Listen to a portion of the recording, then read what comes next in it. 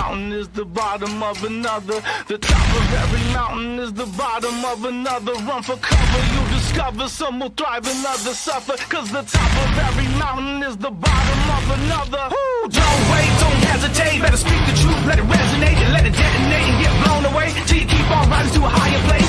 Can't stop, won't stop, don't stop coming till we hit the top. Gotta keep pushing till the day I make it. Since they won't give it to me, then I got to take it. The pain today is power tomorrow. Keep on coming, but you'll never catch me running. Cause I won't bow down. No matter what they say, I wouldn't do it any other way. Keep on coming, but you'll never catch me running. Cause I won't bow down. The top of every mountain is the bottom of another. The top of every mountain is the bottom of another. Not enough to keep us smothered. Lower class, never the upper. Cause the top of every mountain is the bottom of. Good evening, UN Space Wolf Squadron. This is your Wolf Commander Wolftan. I'm your werewolf. Tonight we are going to talk about the cornerstone to every protagonist in stories. The supporting characters tonight. We are talking about those that support the hero, that will be there when the hero is at their worst, be with the hero when they're at their lowest, and always be there to always give them the boost that they need to get to see the job get done, to see the day, to see the light, to see the dawn. You know, the good friends, the good girlfriends, the wives, the mentors, the grandparents. You know, whether you're serving as a mentor role or the teacher role, or even the you could be my wingman anytime role. You know, we're talking about those guys. We're talking about how we appreciate the support, how we appreciate the handling, shoulder to cry on, the affirmation, so to speak.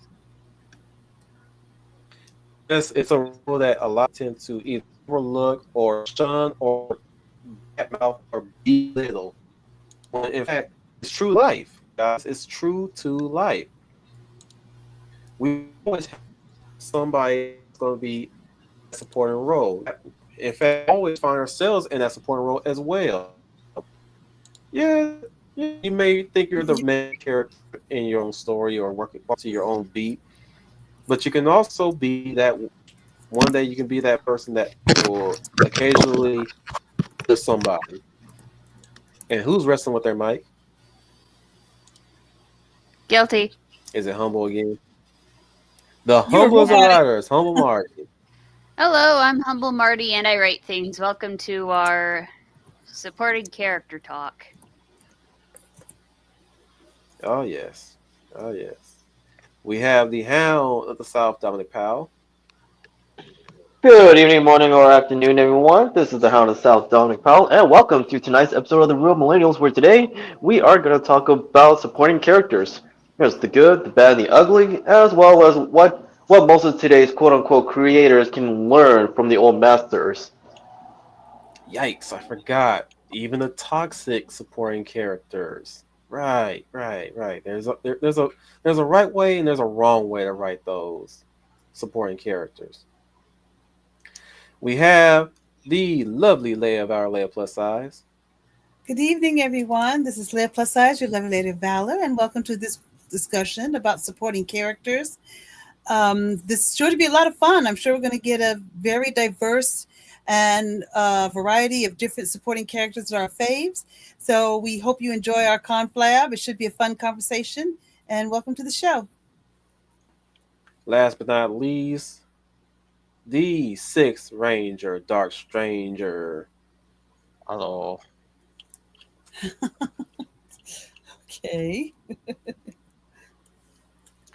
Yeah, we have come quite a ways sometimes, even to the point where now it seems like the supporting characters get a time to shine, get some screen time to do more than just support, right?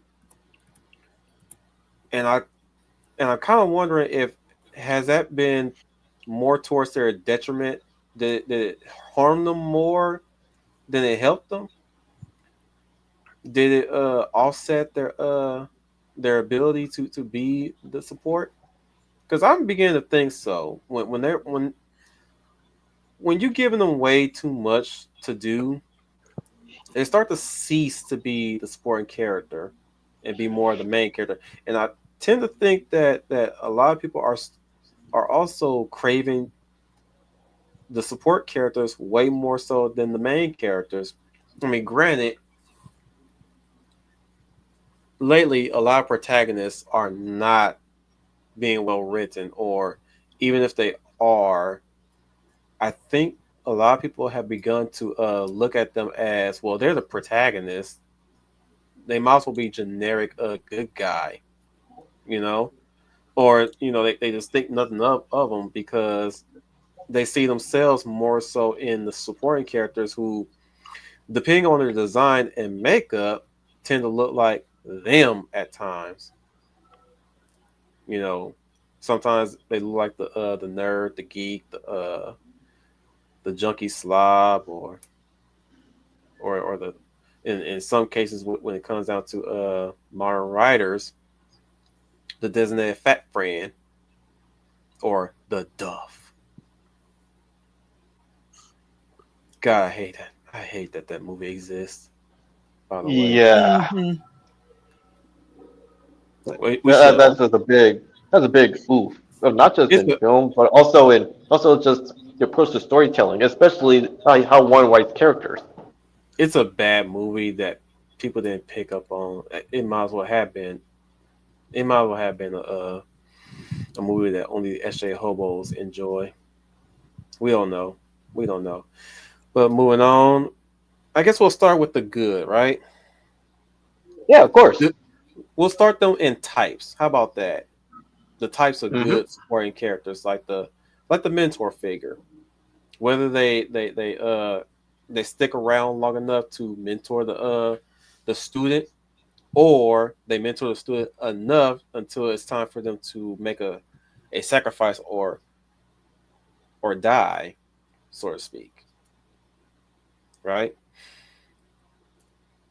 Briefly, Sure. Uncle Ben's existence, which is to always be there to be the defining motivator for Peter Parker, aka Spider-Man.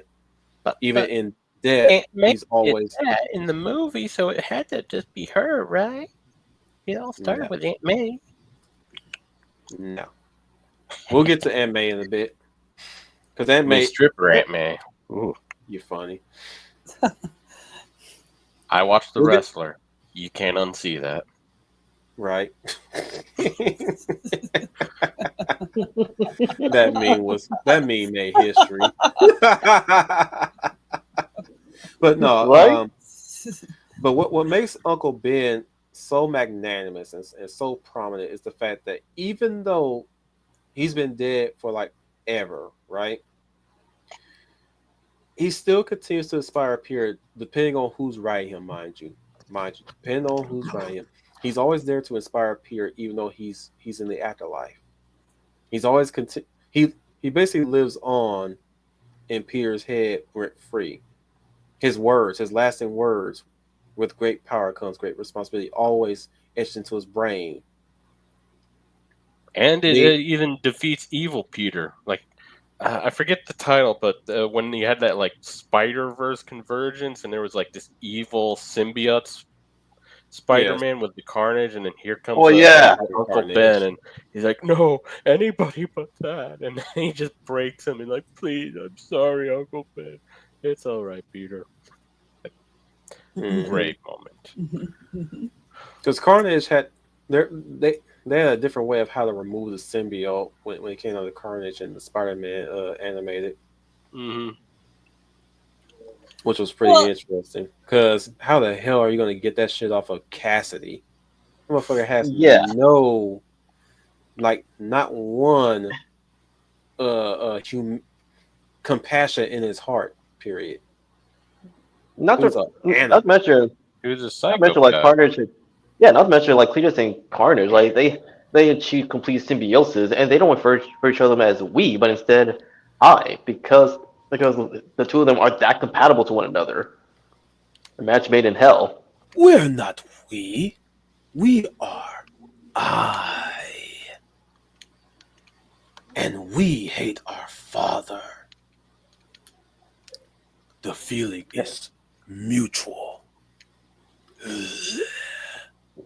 Even though no, Uncle no, Ben Parker didn't say with great power comes great responsibility.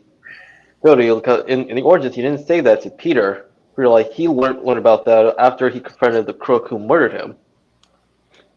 Even Mm. so, you said, even in death, he continues to be a guiding figure to not just Peter, but also Aunt May and others who knew him.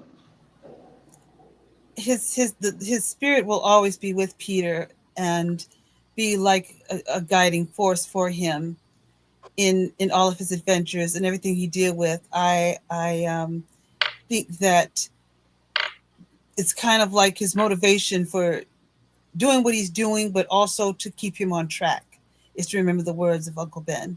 Those words will always stay with him. He says it himself. He says it in the film. These words will always stay with me, with great power because great responsibility.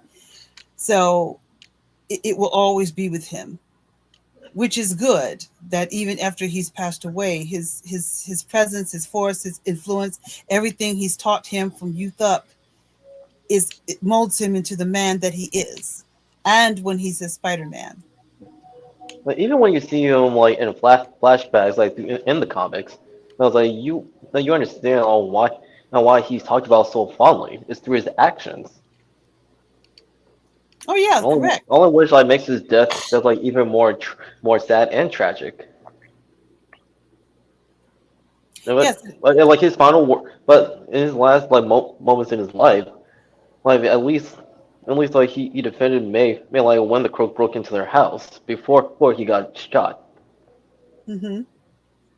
Oh yeah, absolutely. And some of that spirit still stays with Peter, even after the tragedy that he had to be taken out, which is the tragedy with mentors. You have the mentors that are with you always, but then you have the ones that have to make a sacrifice, and the hero is left on his own, but the words and the actions of that mentor still stick with them.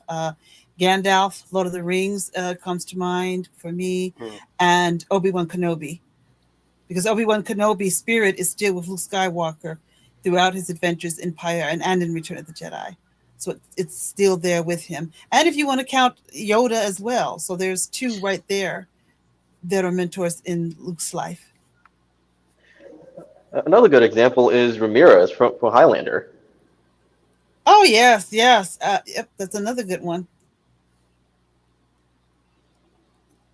He taught Connor Connor. the ways within the immortal, the game as well as the benefits as well as the price of being immortal after you experience your first death. Yeah, he also he didn't discourage him for when he decided to marry his wife. Right. He schooled Connor. I'll Well, be right basically back. what you said. I'm not going to say word for word. You pretty much covered it. He schooled Connor in the ways of being immortal and of combat, and to tell him combat trade that he would have to, the quickening and what the quickening is, and to fight for those that's going to come for his head. So he trained them. He trained him in all those ways of being immortal. And Connor never forgets that. If you've all seen the iconic classic film, he has flashbacks of his training with him and mold him and prepare him uh, for these battles with other immortals and eventually with the Kurgan. But he prepared him for that before the Kurgan took his life, took his head, before you put it. Even though he was killed, by Kurgan, he went down fighting, defending Connor's wife. Yes, yes. That was the brave thing about him, and that's what made him who he was. And Connor took that with him as well. Fight that old Kurgan. What a barbarian. That's a perfect example of a And he's barbarian. Russian. That too. What we talking about? Kurgan. The Kurgan Ah. from And Highlander. Ramirez. Hmm. I called him nothing but a barbarian. Holy ground, He's- Highlander. he's- Remember what Ramirez taught you. I killed him. I killed Ramirez and raped this woman while his blood was still cold. Less Clancy and more Mario Van Peebles. That's a nice trick. Why don't you teach it to me? See, that works. Now that's Kurgan. Mhm. Oh, that was. No, I was trying to do Kane. Doesn't matter. Third movie. I take your head. I get your power anyway. Ooh, McLeod, you're such a lady killer. But you are the master of deception. How'd you do it? How'd you convince those lovely ladies that they couldn't get pregnant? When it was your pecker who wasn't doing the pecking. I think we could have used Kane a little bit more. He was actually pretty fun to watch. Yeah. Even though he was a Walmart Kurgan. Token Kurgan. Yes. Token Kurgan. Yeah. Yeah, let's go with that. Affirmative Kurgan.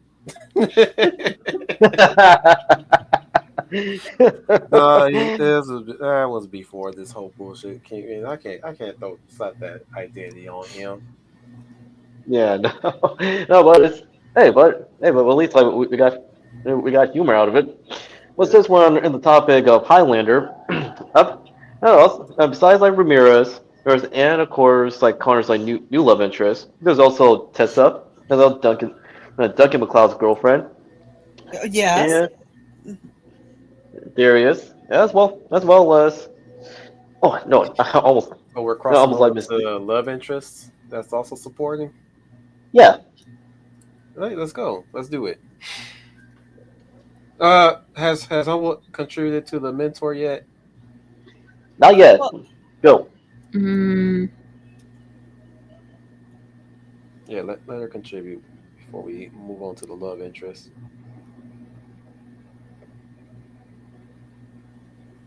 so you want me to name a mentor?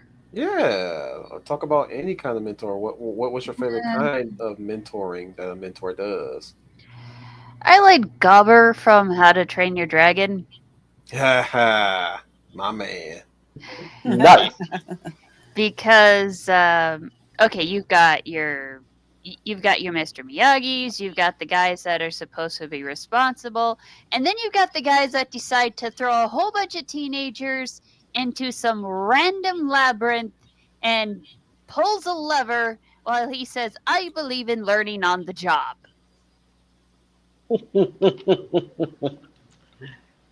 He was essentially true one of like the essentially like one of the go with the flow fun mentors, but there's a stern and firmness with him.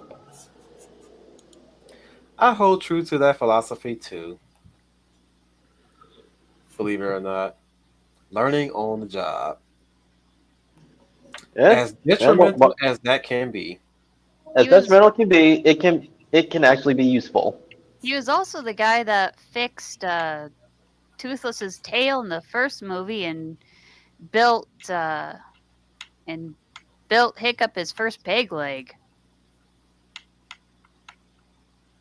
Because he knew what it was like to lose a limb, and it was better to focus on going forward instead of, well, the fact you lost a leg. Our man, who became something of an uncle to him after, unfortunately, Stoic passed away. Mm. Stoic's passing, and I believe he was almost something like a godfather to him too. Pretty much. Yeah. Nothing else? Now I've already made my, I named my two, which was Obi-Wan Kenobi and Gandalf. Well, there was also Dr. Llewellyn from Apothecary Diaries. Ooh, nice. He was Mao Mao's adoptive father. He also knew Mao Mao's weakness was her curiosity. She's basically a little Frankenstein with breaking bad habits. So he was like, "You are not to touch a corpse because otherwise you would try to make medicine out of it." I was like Yeah, that's Merlin also from something Mal would do. yeah. Yeah. I was like Merlin from the Sword and Stone. And for the Arthurian legend as well. Hmm, Yeah, Well, it's the but same movie. another Well, good choice. I've particularly been the Sword loving. and Stone version. Mhm. Oh yeah, of course, definitely. I know. Mostly I've been. because sorry, Leia. No, go ahead. Mostly because of his tantrums. Hmm. Oh, hang it off! Hang it off! A dark age indeed. No electricity. No nothing. I'm Yeah, paraphrasing the quote, but that will always be one of my favorite quotes of his. That and blow me to Bermuda. yeah, when you stop and think about it, he's actually honestly a precursor to Genie of Aladdin. Well, fact of the matter is, he's also somehow he actually is so powerful that he can see past, present, and future, Mm-hmm. and literally be there. He's basically Yep. a time wizard. That's Let the me part tell that you, kills me. I mean, like time is not the only type of magic that he has mastered. Hmm. But I'm just saying, it's like that they don't really do much with that knowledge in that movie. But then again, that's not really the subject of the movie itself. The subject is teaching Wart how to it's basically teaching Wart or Arthur in the movie. Yeah, there was also like Alpha Trion. No, there was also Alpha Trion in Transformers. Oh man. You don't see much of them though, but out of like the few glimpses you get from it, it's kind of funny. He went from mentoring some nerdy little archivist that doesn't get out much to stuffing some random guy in a spaceship and hiding a relic in his chassis and then just shipping him to Earth.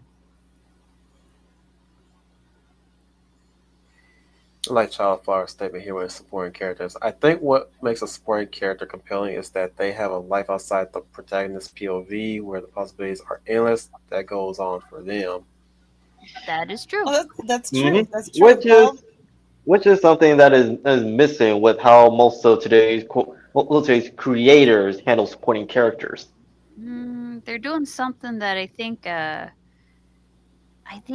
let's see who was the guy that did Oliver Twist? It was Charles Dickens. yeah, Charles Dickens did that a few times with the look, he had a good idea going, have a character serve that purpose of being that supporting character, but they didn't have a life outside of the protagonist.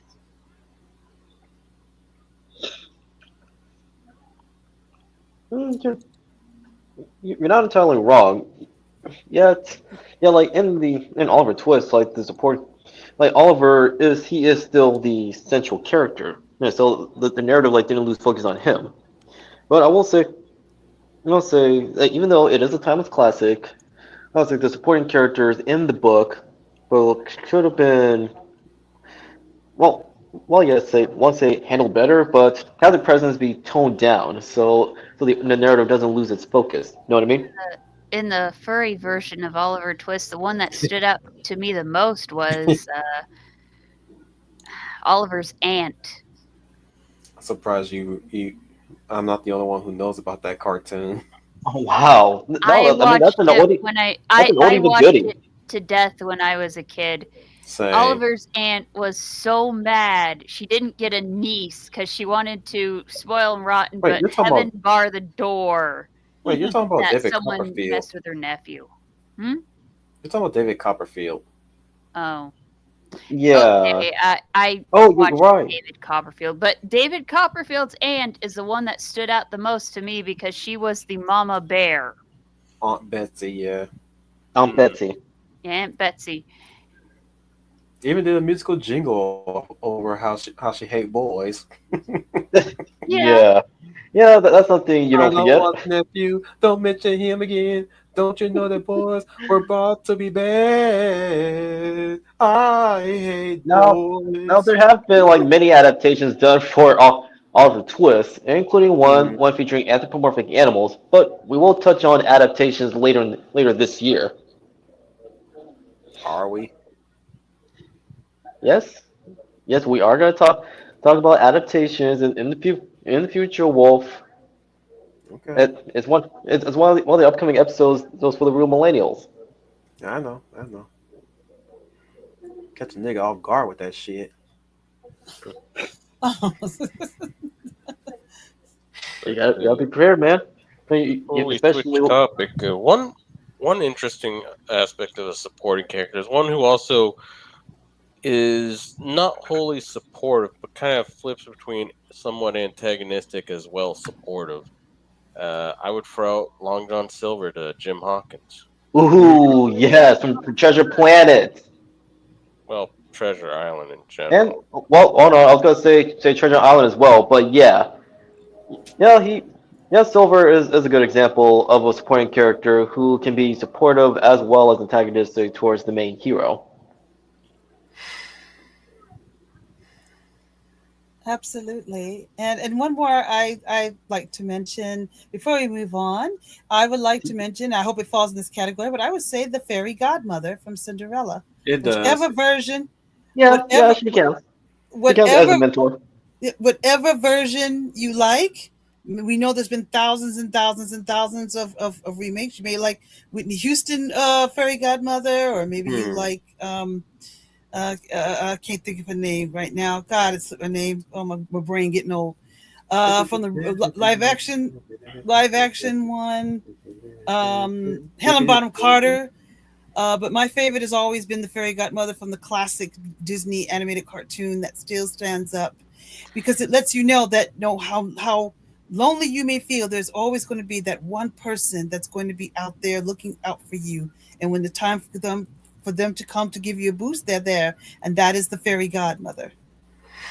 She magically embodies when somebody is really in a rough spot, no matter what it is, that it's not like you're waiting for somebody to magically appear. It's just the fact that you will have to vet and find that very person that's willing to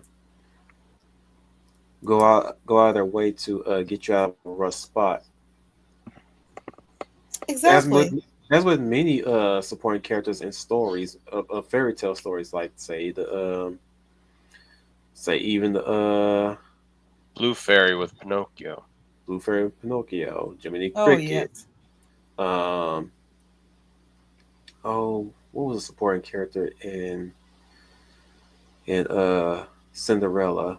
Besides, well, no, not Cinderella. Snow White, the The original Dwarves. stories. The Dwarves, right? The Dwarves, right? Yeah, the dwarves and What's eventually the the prince. Dwarf party? Of course, the Dwarves. He only showed up at the end. Screw him. Oh yeah, the the dwarves were a big part of Puss in supporting Boots. Christmas. Puss is the ultimate wingman. Well, he's getting a lot of pussy. How did I know that was going to come? How did I Focus know that was? dark. I'm I on the won't. roll here. He's the best wingman. Got the man some good shoes, a good place, and a good wife. My So does man. Bluebeard, and he's got multiple wives. I mean, hell, we'll throw in Donkey with Shrek, Mm, An the first unlikely movie. relationship, yeah, but eventually, yeah, they do come. Donkey does and come to some his they do. side. It's the typical story. At first, they're at each other's throats, but then as the time goes on, they come to respect each other. Well, let's get that's into a the love interest before we get into the wingman, shall we? okay. Because yeah, of course Mary Jane was the ultimate love interest, along with many other ladies before their mischaracterizations and rampant mishandlings over the years. Hmm. But she was definitely that I'm in it all, all for nothing, Ride or die gal. Yeah, Yeah, she was ride or die. ride or die. Even when they were on and off again at times, she was very ride or die. Even when she was just the ex, she had his back. I hate to just stick to Spider-Man, but Spider-Man is like the quintessential, every man that everybody goes through, and knowing him, he's basically art imitating life at this point, because he had the mentors with his Aunt May's as well, still living. He's got some of the superheroes that he surrounds himself with, but he's still got that one lady in his life that really got his back, whether they're together or not, Mary Jane. And she doesn't have a kink in her neck either. I don't even know who you're referencing there, but okay. Gwen Stacy. Oh shit, we went Oh, there. yes, he did. But yeah, he the long history that they had together, especially through all the hardships that they had to go through to even stay married for as long as they did, until a certain story showed reared its ugly head. Done by a certain editor. We're not we're not going to go into details, mind you, but yeah, they were really Okay. even when meeting some of his new friends, be it a superhero or a new kid, for that matter, right? You always you always liked Mary Jane because she had that. Oh, I know how this goes. I know how this goes. It's fine. Just stick around. You'll get used to it. you know, Hmm. she was that kind of lady, and I can't for the life of me think of any other woman that embodied that ride or die action like she did Lois in Lane? huh? Yeah, Lois Lane from the DC No, universe. no, no. I'm talking about in the Marvel universe. I can't Well, I right, can't right. I can't really name one that was consistently ride or die like she was. I'm pretty sure William might share something in the comments. Hmm.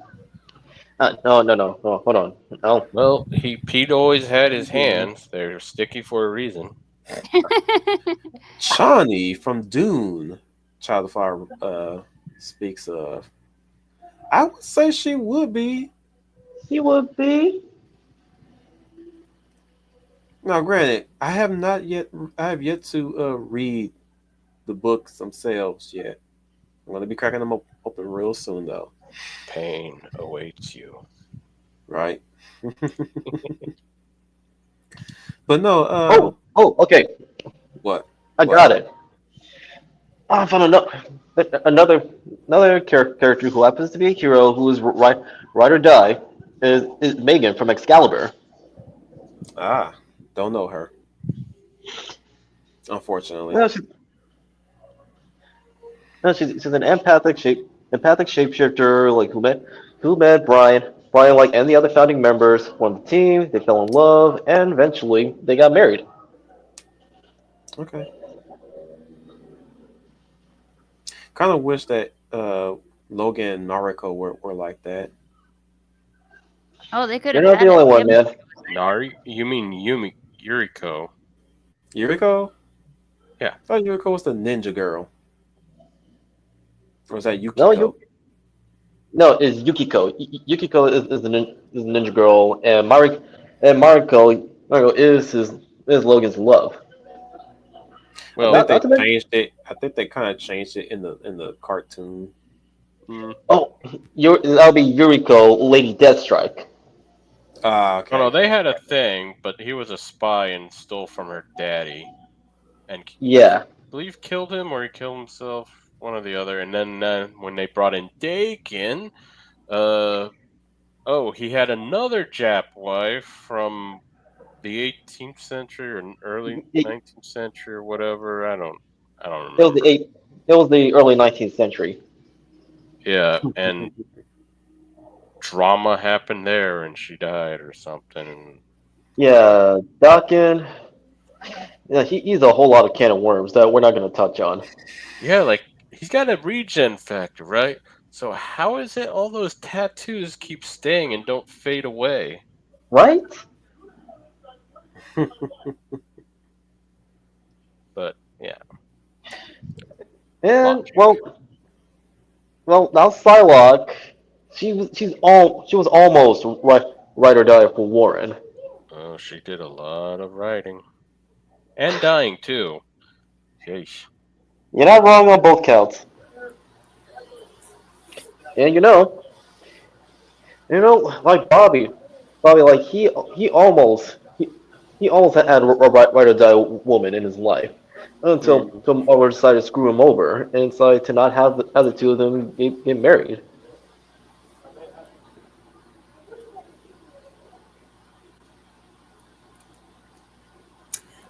Okay, I had to step away for a moment. Who were we mentioning? Anybody. X-Men related. Oh, okay. All right. And this is We're love. still on the love interest supporting characters. Okay. All right. I got you. Well, for me, it goes so many ways, but the first thing I think about is Any Lois Lane to Superman. Mhm. And you could go by the comic book, you can go by Lois and Clark, you can go by so many different things, but it just takes me back to Donner's Superman.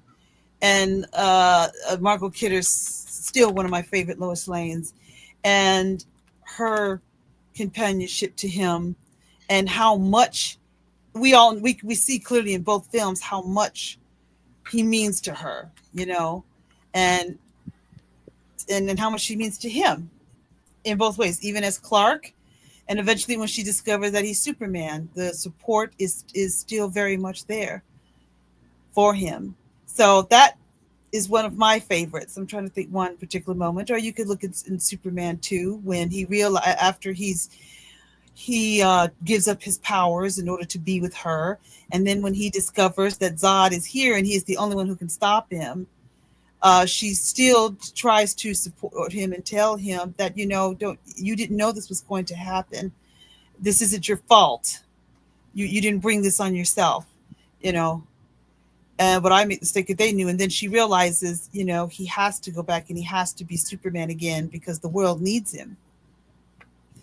And also in the first movie, when she finally gets a chance to meet him, the emotions are there, and the feelings and the emotions are there. So there's so many different moments that they have. But I just think that, and I know, so I'll say this to the end of time, but I still think, like, I just think Donner hit all the right notes with Lois and Superman, in my opinion. There have been many.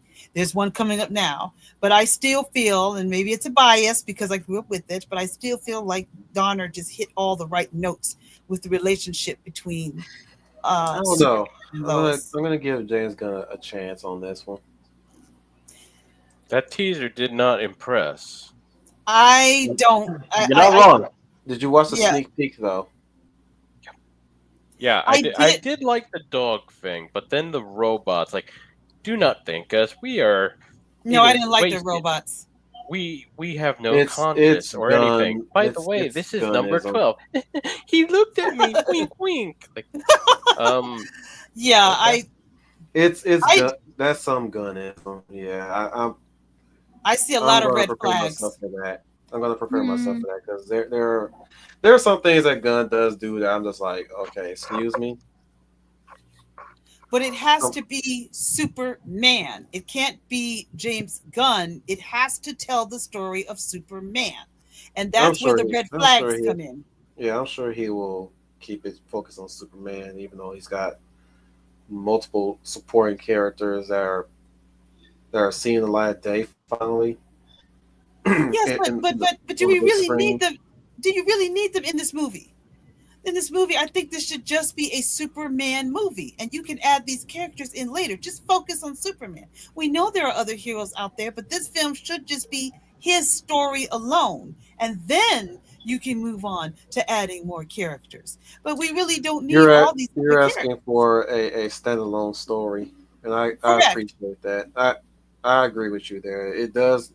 Me There should too. have been a standalone story for the relaunch of this brand new DC universe he's trying to helm now. Right. And Right. the thing is, gun strength is just throw it in there because I love comics, but Plus, he would you also want doesn't him to take. do a solo, especially after Brightburn? That wasn't him though. Yeah, it was. That No. was him It and was his his brother. brother. Well, yeah, but he didn't direct it, did he? Um, I think his brother did. I think he wrote I it. think he's the assistant director to it. Well, okay, but technically he didn't really direct it. He just helped. The leader is his brother, and what is the rule of being a leader? Everything is your fault. So it's really his brother's fault, not his, technically. Oh no, it was directed by David Yarovesky. And it is his fault. Oh, oh, wow. Do not look up a picture of that guy. That is unsettling. If he's not Igor, I will not be impressed. And I'm gonna. He could do an Igor with that look. Oh my God. But yeah, He's got that rat face with glasses and pierced ears. Ooh. well, somebody who's also going to be a shoe in for a ride or die at this point, and this is comic book, but also animation. Adam Eve from Invincible. Hmm. I hope they tone her down as well in the future storylines. By a lot. Well, in the future adaptations, like of the storylines. What I'm saying is, there's some shit she did. I'm like, what the fuck, girl? Ooh, yeah. Wait, you're talking about like the thing she did from the comics, right? Mm-hmm. Ooh, oh yeah, I know which ones you're talking about. Won't say it here on stream. The one ride or die series of characters that I've seen that have actually stayed together from the time from their on-screen time to their twilight years had been Tommy and Tuppence by Agatha Christie. Ooh, wow, that's a deep cut, but a good one. Well, Tuppence was the perky, curious one who'd always stick her nose into trouble, and Tommy was the one that had caution and common sense. And they went on a bunch of James Bond adventures. Some of it even being an homage to different detective series at the time. Yeah, I mean, considering like, the shenanigans like they go through, I think her and Lois would get along very well. Yes. Yeah, right for a dark one. Oh, here we go. Go ahead, please. Rita Repulsa to Lord Zed.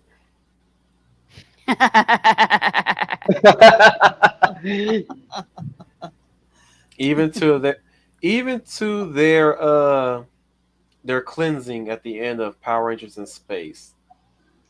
They locked hands and started dancing. They were so ride or die. Mm-hmm. It's like after that union, they became the power couple, the dark power couple. And it's like the Rangers did not know what to do. They didn't. It was until the Machine Empire showed up. That's where they had to stop. It's like Yep. they almost had them had not the Machine Empire stepped in.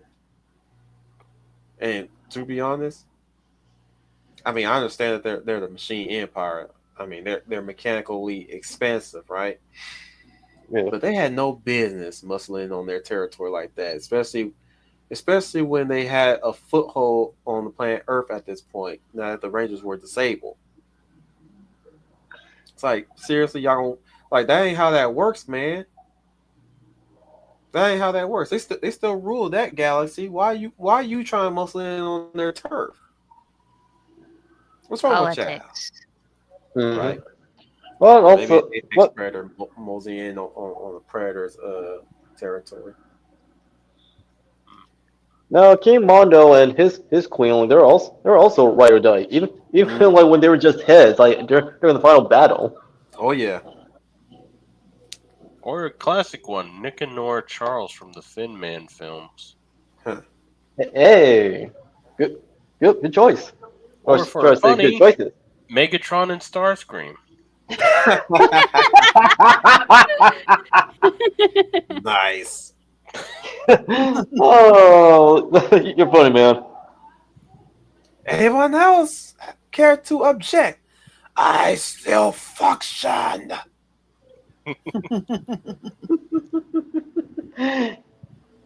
Well, even though like Starscream, but he would continuously try to like upend Megatron's authority. Megatron, is that you? Here's a hint. Now, Silverbolt and Black Arachnia, they were and still are ride or die. Mm-hmm. And beast machines for those who don't know. For the people in the back, that is.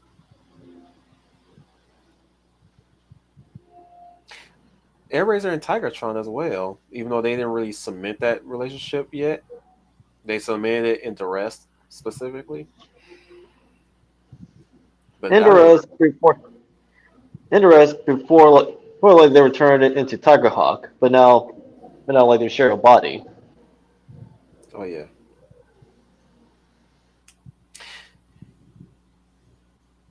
In some ways, Batman and Catwoman. Bruce In and some Superman. ways, yes, I would say. In some ways. It's mostly to do with how they're written. But even then, like on and off again, she is still got his back. Mm-hmm. Oh yeah, And many times. Yeah. you know, like outside of those two, Bruce and Diana, they were almost ride or die, like during the JLA run, like from the '90s and the 2000s, until they decided to not pursue a romance. I bring her up mostly because even then she also assists.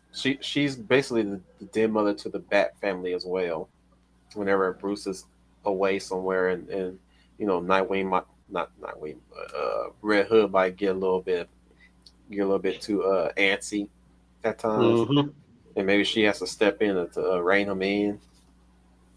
Or if Damian Wayne, when his shenanigans, she steps in. Well, look, I'll admit, I haven't read that far into the comics within the runs of Catwoman and what she does on a regular basis, but I would assume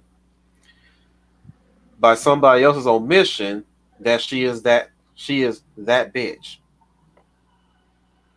Okay, she's not. Well, okay, I take this back. She ain't the bitch. She ain't that bitch. She is the bitch. She is the bitch that gives them a spanking. She is the bitch that Oh gives them my stern talking goodness. to.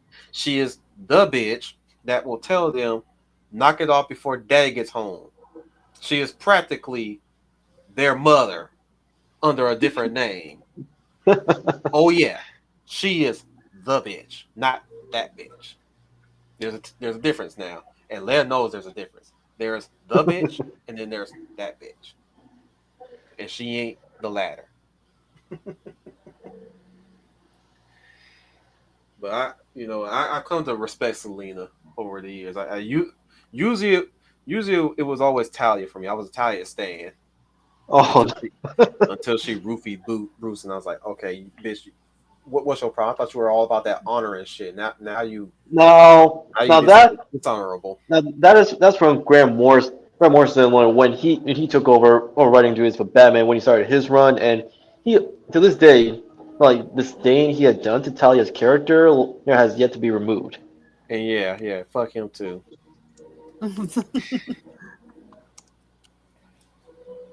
It's like, damn it, Talia was good up until that point, man. Why'd you do that, Morrison? You know, if Raz knew about that, he'll be pissed. He'll be more than disappointed in his daughter. He'll be disgusted. I told you. Why? Well, we all have done some weird things. I don't even know what that's in reference to, but okay.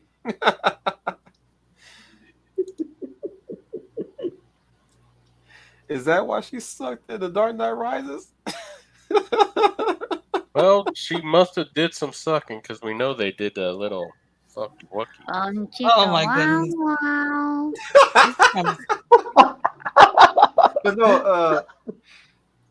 But no, if Raz ever found, well, I'm sure he found out, but like, if we were there as the fly in that room, I was giving him up to be your husband, not for you to violate him. Trying to do my best Raz Al Ghul voice from the DCAU. You're I've not been out of British practice. enough. Huh? You're not British enough. That is Ah. true. That is so true. Silence! And you hit like a girl. God, I love that exchange in Batman Beyond. Ooh, speaking of Batman Beyond, Dana Tan. Ooh, yes. And also Max. Let's not forget Max. Max is the wingman. We're gonna get into her when we get to the wingman, which we'll speed this up soon because I know you guys ain't got no time. Wait, it's the weekend. Y'all fine. I got work in the morning, but that's besides the point. She's wingman, okay? Now normally I would be a Tan stan or Melanie stan, but they don't really do much with her in that series. They it was quite obvious they had a favorite between those two. They knew that the path was going to be Dana. Unlike Talia and Selena and Zatanna, as Dark has said privately, I was more of, you know what, it's either way for Terry.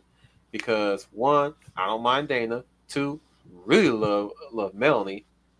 But I think a lot of people wish that he would have went with Max though. And I'll tell them no. No. And some people wish he hooked up with the blue skinned mute assassin. Oh my god, Kiara? Hell no. That bitch is All right, no. At least she knows how to work a blade. Right. Wink, I'm just saying, like they have never seen her face, have they? No. Well, technically, Terry did see her face, No, I'm but talking about the no, it was fans. I'm blocked. talking about the people outside. They haven't seen what her face look like. I've seen what her face look like. It ain't pretty. You can say that again. I'm sure you've seen it. I'm sure Dark have seen it. But Yeah. the question is, did our ladies see it? I can already imagine the results. Same not here. I'm trying to Considering remember. her profession and probably some of the blows she goes through, she looks more like the aftermath of a school lunch. Well, too bad. I'm going to give you guys a preview. Oh my goodness. Now with Dana, like she does remind me of like her character of Mary Jane, like from Marvel. Yes. Then again, Spider-Man. Excuse me. It's hard to detach Spider-Man from Batman Beyond when the makeup is there. Mm-hmm. Also, hello, and one of the episodes of Batman Beyond, specifically in season 2, she knows like how to handle herself. That one rat episode, right? Yes. She almost had it up until now when the rats brought her back. And also, she did help Terry. Terry before she learned of his secret identity years later, and as seen in epilogue.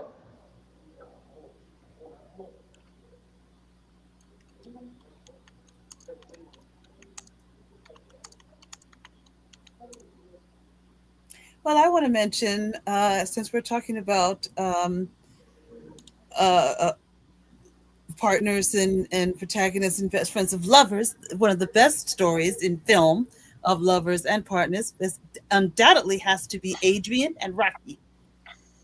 Yo, Yep. Adrian, Yes, We Adrian. did it. Just, and I didn't soil myself. oh my god.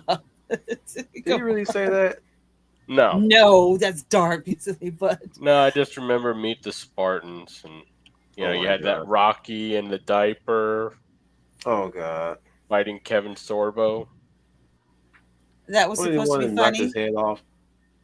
Yeah, Or he knocked the quote unquote son head off? hmm That was awkward. I Hell love how no. we went from Hell no, child. Stand, stand. Hell no. Oh my god. She had her moments, but they were few and far between. Mm, Oh, mm, Sam from Danny Phantom. mm. No, that's Tucker. He's best boyfriend. Yes, he's a oh boy, he's a no. friend, and he's definitely the boyfriend. That Tucker is one of the best like wingman supporting characters. Y'all want to get into the wingman then? Did we name all our couples? I'm going to By the name way, one here's Kiara more. without her mask. Oh, I thought she'd be uglier. Well, just I put a mean, bag she over it looks and more it's like good. the Mummy Returns after an unwrapping party.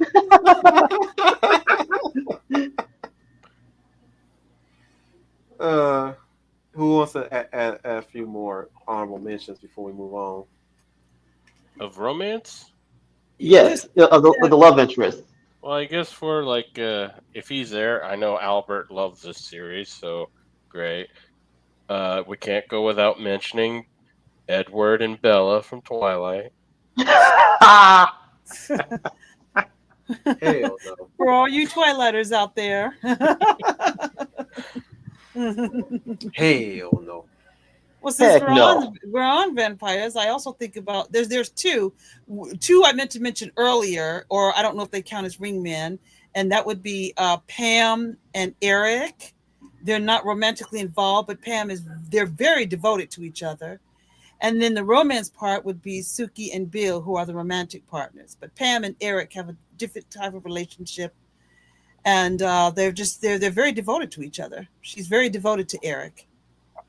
Gee, look how long that lasts. Which one, Pam and Eric, In or the movie. oh, well, the first two seasons it was pretty good. The last thing I saw was that she wasn't him and her wasn't together at all anymore.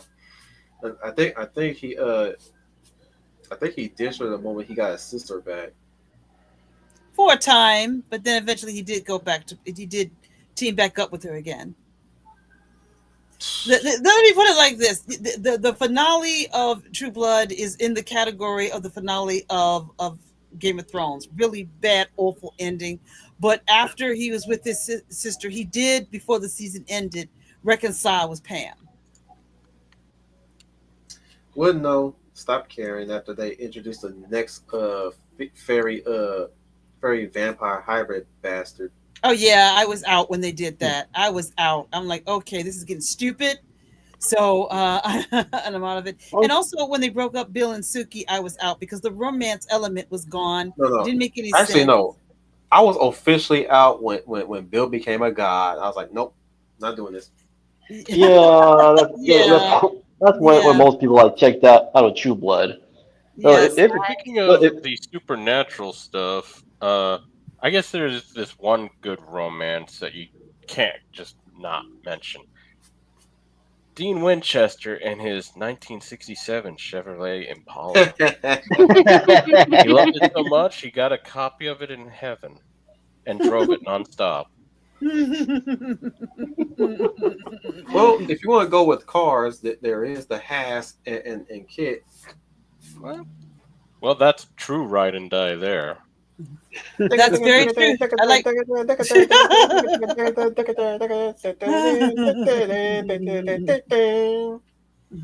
That's a good, I was just agree. Child of Flower, I so agree with you. I absolutely agree with you on that. The first 2 seasons of True Blood were fantastic, but when they started to get stupid with all the things we mentioned, making Bill a god, breaking up him and Suki, I was just like, okay, I'm out of this now. It's not enjoyable anymore. You know my last Just read words the to that. book. Just read the source material, people. It's You wanna better know than the adaptation. You want to know Yes. the last words I said when I checked out of that show? Never thought I'd miss the main ad. Okay, I get it. Because I did not like Maureen, or whatever the fuck her name was. The Maynard in season 2. Couldn't stand Uh, her ass. Oh yeah, the one. Yeah, I forgot. Yeah, Marianne or something. Her human Marianne, name. yeah. Could not stand Yeah. Marianne. Fuck that Her bitch. her human name. Like, man, Glory didn't take this fucking long to die in Buffy.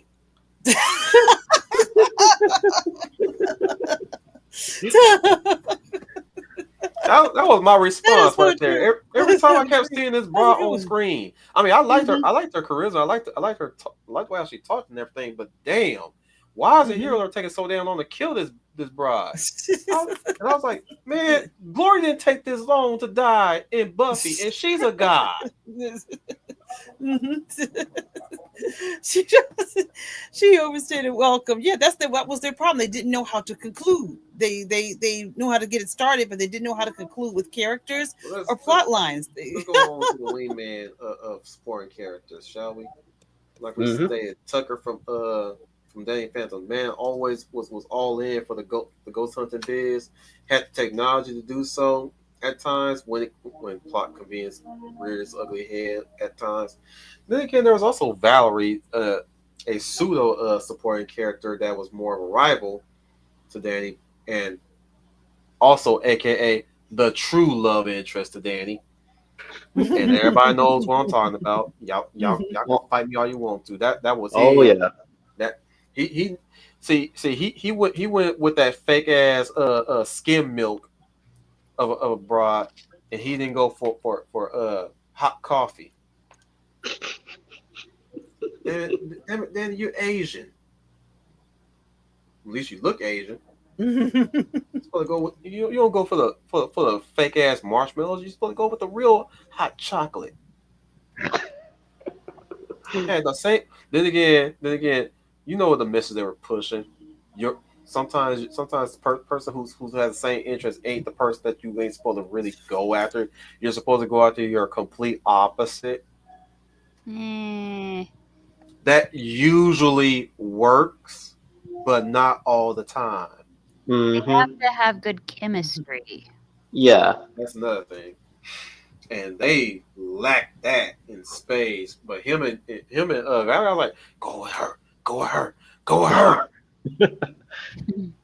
Don't go with that fake mayonnaise. Go with the hot chocolate. Go with the real hot chocolate with the cocoa beans. Another demerit, like in the relationship between Danny and Sam, is she takes her activism too far. I don't. You know what? Watching Shady Do-Rag's video had me think of something, and there was something that was completely missing about her character that could have redeemed her character completely. Because well, the problem, the root problem of Sam's activism is the fact that we don't hate her because she's an activist. We hate the fact that nobody calls her out on her bullshit. Mm-hmm. And there's never no moment where she breaks down and just admit that she only did it because her rich life is born in the fact of the matter is she did not want to be associated with the rich kids with the way how they treat other people around them. And we're missing that with her character. And if we had that episode where she actually admits, like, look, I'm sorry, I've been that bitch to you guys for multiple seasons. Yes, we could throw in a bit of breaking the fourth wall there, like the Mighty Ducks. Yep. But but even when Danny Phantom was still on the air, people took issue with that, and the only one of the ways they're able to have her actions actually be addressed is through fan projects. And it's hilarious that the fan projects does what the writing team of Danny Phantom wouldn't do. and again, here's my also leniency, because I have to throw in a leniency. I would have been okay with Sam had there were times where the show calls her out on her BS, like Danny's sister did. I forgot his sister's name already. Jazz. Jazz. We needed more Jazz to call her on her bullshit sometimes. Mm-hmm. The part I thought would have been pretty funny would have been if her activism was related to how her parents treated her. That too. Yep. But yeah, That she was always environmental vegan chick, and it's like, wow, the PETA before the PETA. Of any activism, why vegan? What? Right? It's like you couldn't have went for you know what? I'm not even gonna ask that question, because there are multiple levels that are beyond worse than vegan.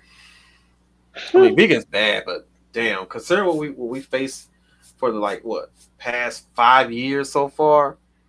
Like, damn, they made vegan like a playground at this point.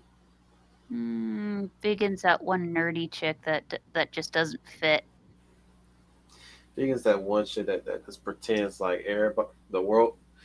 Vegan's is that one person that think that the world would be so better if they go vegan. Oh, I'm sorry, but we're meat.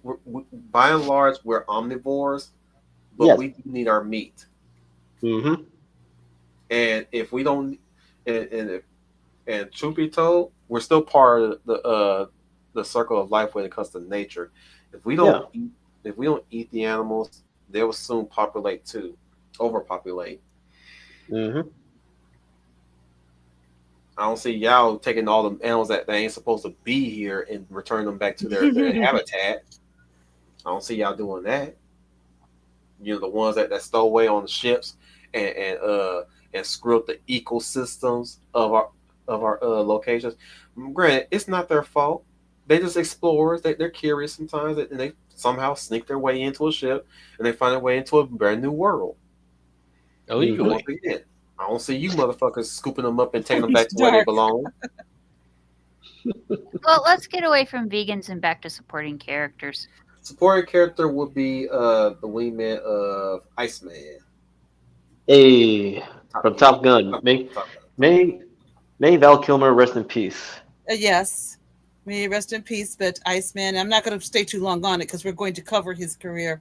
But yeah, definitely Iceman. I would disagree. He was kind of mostly a little antagonistic, mostly. His wingman was Maverick's wingman was literally his wingman until he died. Goose. Yeah, I'm sorry. That's what I meant to say. Yeah, Goose was his wingman. But at the end, Iceman had come to respect Maverick.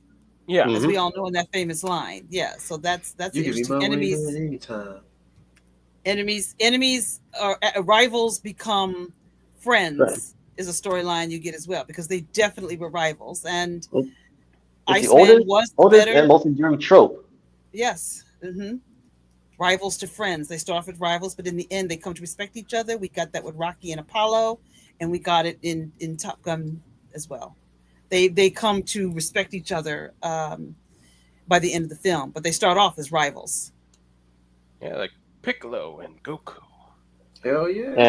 and Rocky and Apollo. Rocky and Yeah, Apollo. Negro. said that. Negro. You got a parrot in you? You must have been a parrot in your previous life. Hey, I didn't hear you name drop them. No, they had dropped But I Rocky and heard Apollo.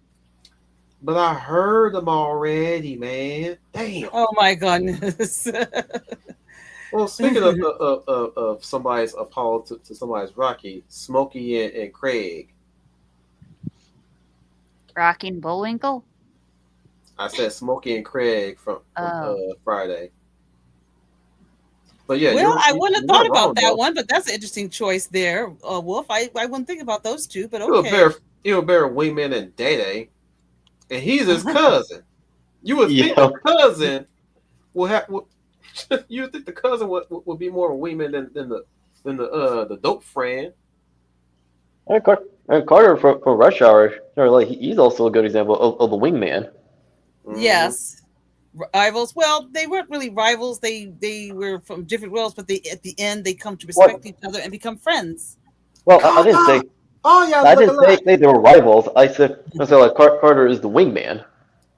Oh, Or okay. Geordi to Data with all of his experimentation.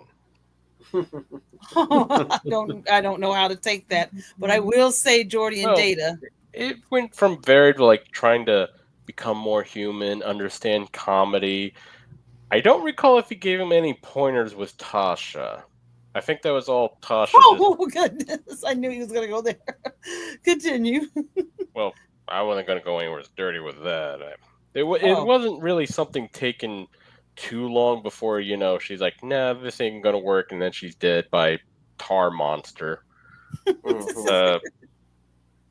But yeah, Data pretty much explored a lot of things, emotions, human events, and all that, just to be more human. And Jordy was always, his wingman, his support. Mm-hmm. Like even when Jordan was given the opportunity to see, when when Riker was temporarily imbued with like the powers of the Q, he rejected it and wanted to be blind again. Didn't want to live with the thought that he would have Q to thank to give him back his sight. Mm-hmm. I He wouldn't didn't have a blame him. problem with the whole planet giving him his sight back for a while. It's still an emotional moment, and I love Yeah. it for it. It was good. It's still stupid, but I'm gonna let that movie have that one because the way how oh my goodness, I used Especially to the respect tit LeVar. reference. Thank you, Data. My thing is, I used to respect LeVar, you know, but I'm still look back to that and still smile at that. Just the fact that you see how LeVar act that scene out really well. You just feel that wave of emotions and you just want to cry with them. You know, Indeed. every time I see that scene, I just want to cry with them, man. Because I mean, I've never been blind. How many blind people would have wanted to see just like this? You know, those that have been born blind or was blinded, through What, from an accident? terrible I was getting to that, but yeah, an accident. You know, but speaking of Star Trek, number 1 and number 2, Oh yes, Riker and Picard. Robert Picard. Yes, I agree. That's a good And of course, choice. Kirk and Spock, like their predecessors. Kirk and Spock more shared the same level. McCoy was the wingman to both, and comically antagonistic with Spock, but still he was the wingman. I'm a doctor, not a sergeant. I'm a doctor, not a psychiatrist. I'm a doctor, not an action man. I'm a doctor, not an escalator. But yeah, the point Well, the point of the matter is McCoy. He is one of the best wingmen in fiction. Mm. Yeah, he's the real McCoy. What about you? Hey, What about you, Humble? What are your favorite Um, wingmen well, or a women? couple I had gotten to see about recently was Subotai from Conan the Barbarian, Nice. Mako. awesome! Yes, and I tell them I for one adventure. of the creepier versions of Wingman was Inlonga the Shaman from Solomon Kane. Hmm. Mm. I forget that you're classically read sometimes. Well, of course, like another good example like of a wingman is come on, there's John Watson of Sherlock Holmes by Sir Arthur Conan Doyle. That is true. Another one that was basically a better version, buttercut version of Opposites Attract was okay. There was Father Brown and his. Let's see, what was his Watson to that Sherlock Holmes? While you thinking on that, Child of Fire brings up Danny and Johnny from Cobra Kai. Mm-hmm. That's Friends another turned good out example. end up becoming wingman and wing mentors. Mallory? Oh, the one I was Valerie, thinking Valerie. about was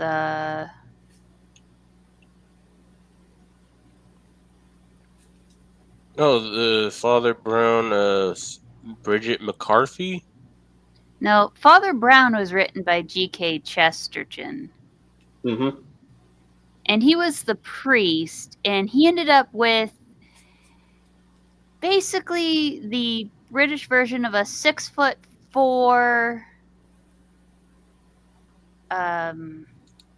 Let's see if I can find it in one of my books Once here. again, while you're looking for that, I'll give you another one. Samwise Genji, Oh yes. one of the ultimate wingmen. Oh yes, Hmm. absolutely.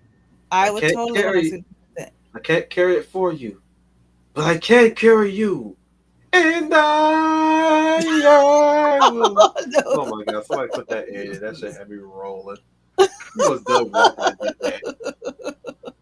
Really? Yeah, I think it was Doug Walker. That shit had me rolling.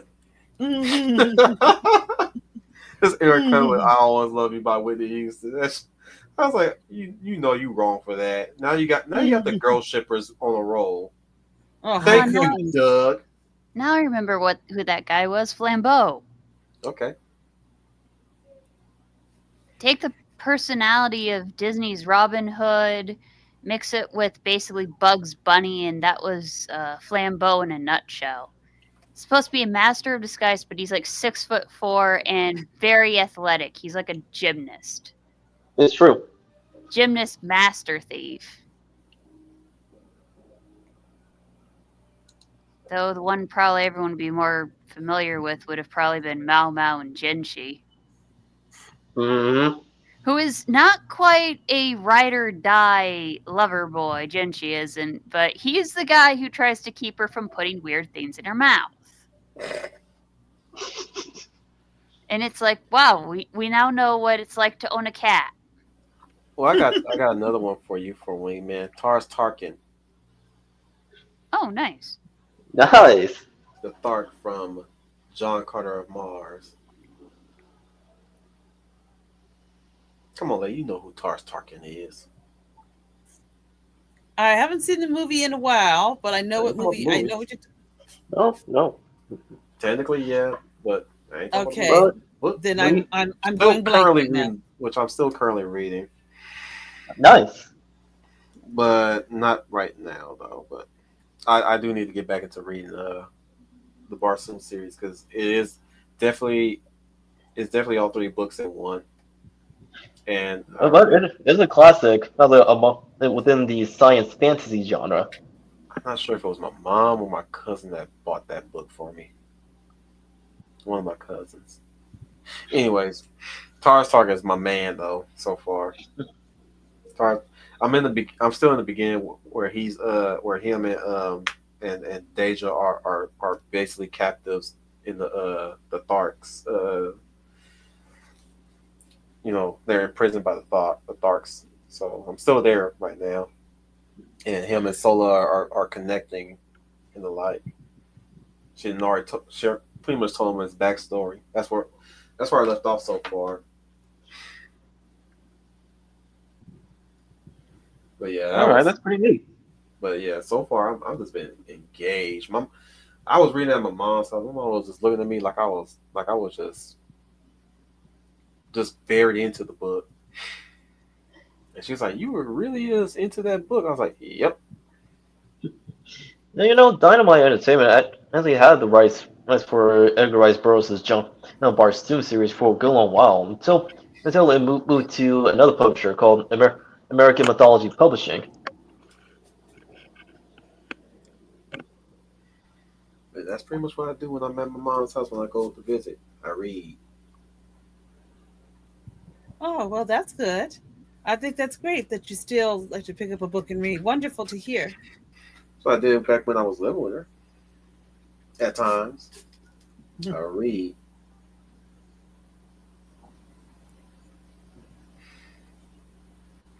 Okay, so when we're talking about wingman, are we talking about bromance, or we're just talking about wingman in Any particular? version of the case, be it bromance, be it just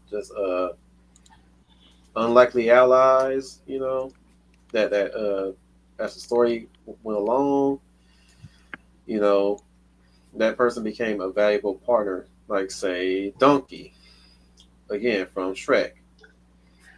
Or Sokka from Avatar: The Last Airbender.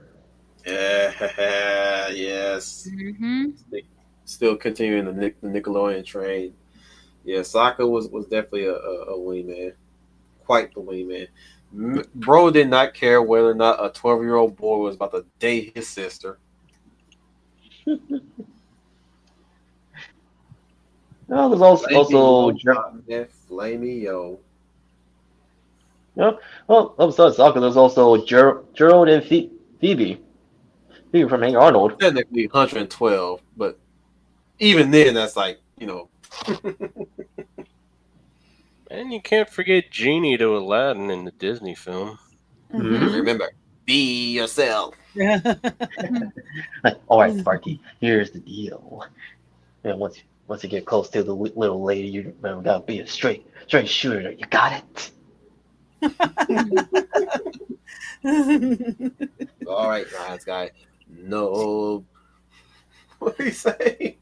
No. It's well, I feel sheepish. All right, you bad boy, but no more Phoebes.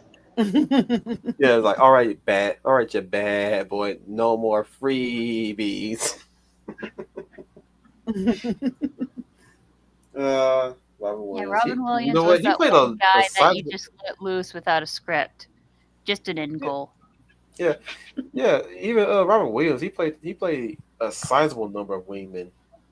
Mm. Whenever he's playing, he was the ultimate support character. Period. Pretty much, yeah. Like yeah, he had leading roles, but like by and large, some of those leading roles or the ones that even if they had him like slapped onto the poster, he was technically a supporting character. He was Johnny Depp's Jack Sparrow in a series of other movies Mm. where by and large and ultimately he was the supporting character and everybody else was the main characters.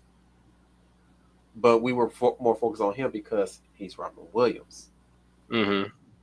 Like, say for instance, I'm going to have to say Mrs. Doubtfire, even though it kind of is centered around him. There was also another story working its way in, right? Mm. I mean, am I correct? Am I wrong? Tell me I'm wrong. No, you're right. Are you sure? Well, I never thought of it that way. I never thought of it that way before, but now that you put it like that, it just gives me something to think about. So No, I I never just say thought about it that way the before. Like the wingman, like in Mrs. Doubtfire, like was his brother Jack. Yeah, but I'm Mm-hmm. saying like he would be in a few movies where even though, like I said, even though he was the face of that movie, he was technically the supporting character.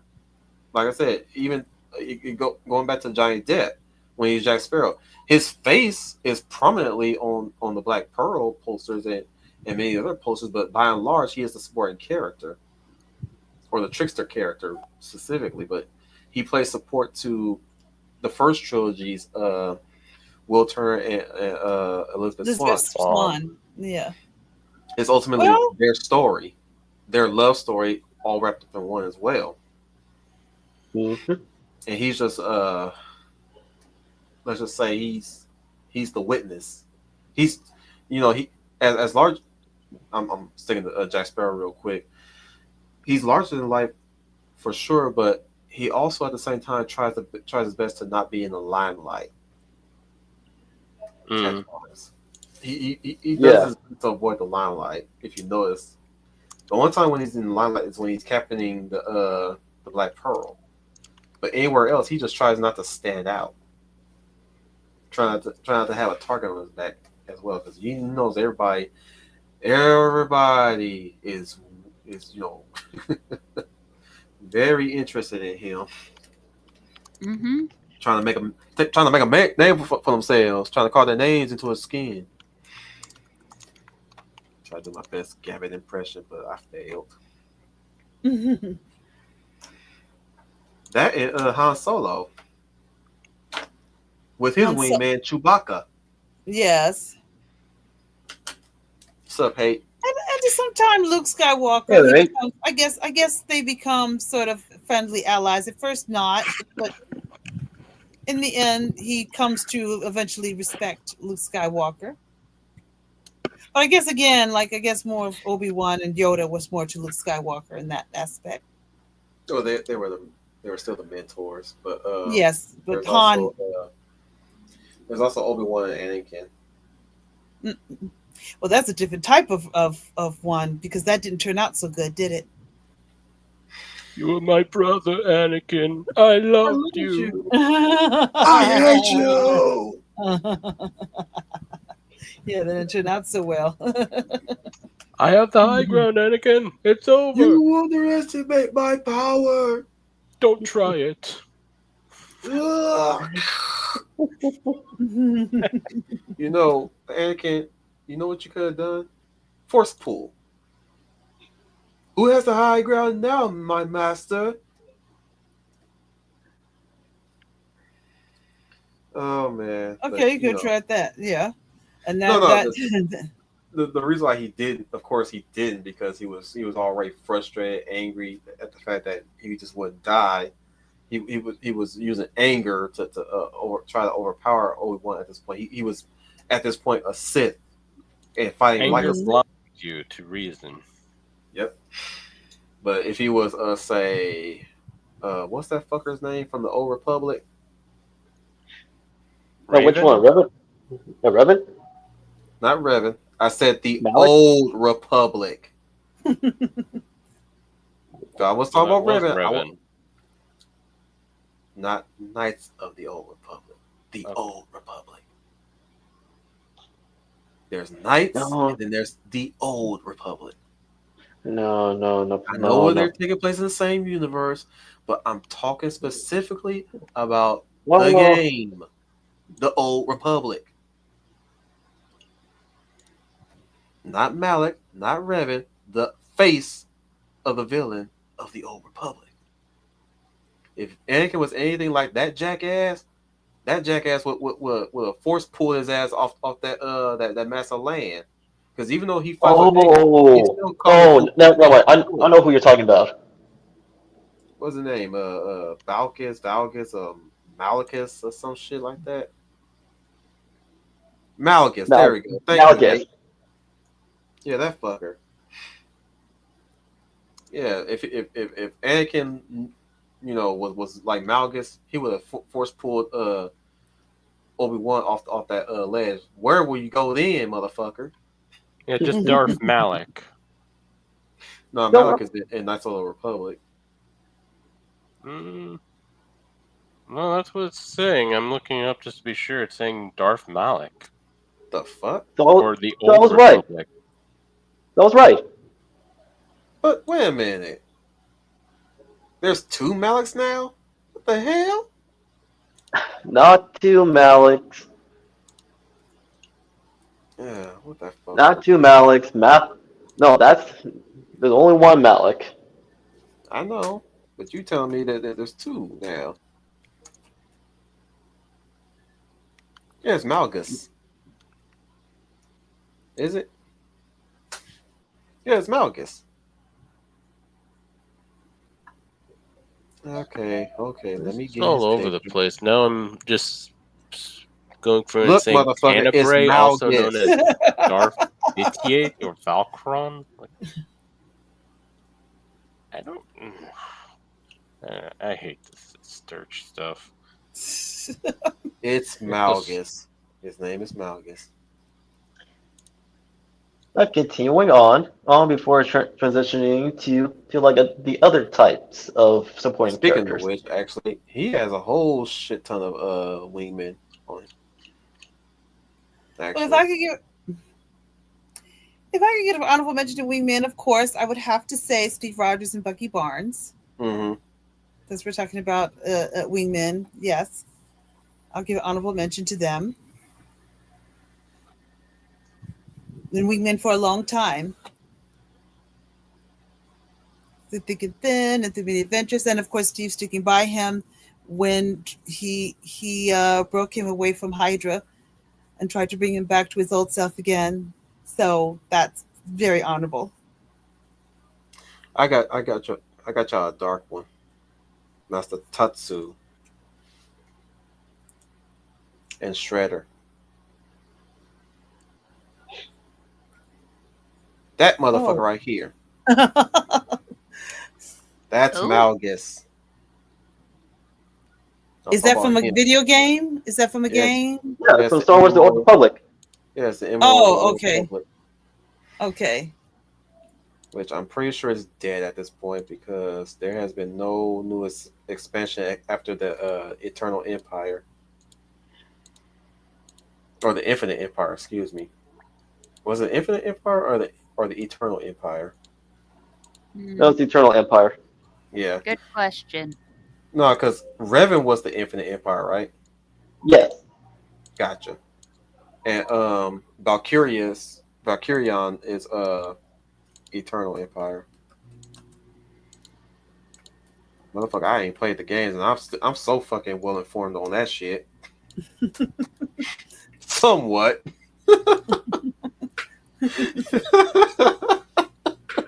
when I get an interest on something, I search it up. Okay.